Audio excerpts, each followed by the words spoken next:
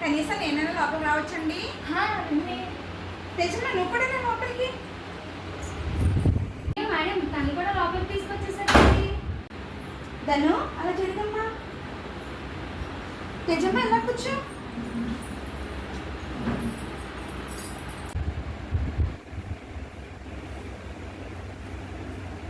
Madam తను ఎక్కడ కూర్చోబెట్టారండి? తను ఇక్కడ కూర్చుంటే మీకు ఏమైంది? మీకు అదేంటి మేడం అలా అంటారు? తను ఎలా ఉన్నారు ఇలా చెప్పండి కదా. ఇంకా మీరు ఏ కాలంలో ఉన్నారు? ఈ కాలంలో కూడా మీరు ఇంకా మూర్ఖంగా ఆలోచిస్తున్నారా? మీరు ఆడవారికి డేట్ రావడం ప్రకృతి సహజం, అది ప్రకృతి ధర్మం కూడా.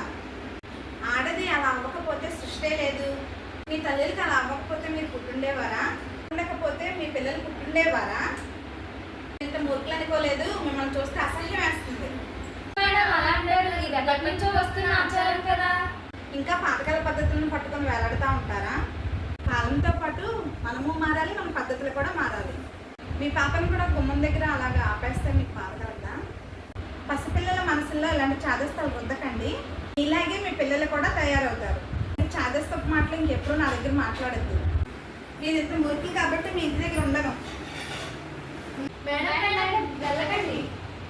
క్షమించండి మేడం, ఎప్పుడు పిల్లలతో ఇలా ప్రవర్తించు. మీరు చాలా బాగా చెప్పారు మేడం. అదో మాకు తెలిసి వచ్చింది. ఆడవాళ్ళమైంది ఇలా ప్రవర్తించడం మాకే సిగ్గుగా ఉంది. మీలోనే కాదు, సమాజంలో కూడా ఇలాంటి మార్పు రావాలని కోరుకుందాం. Please like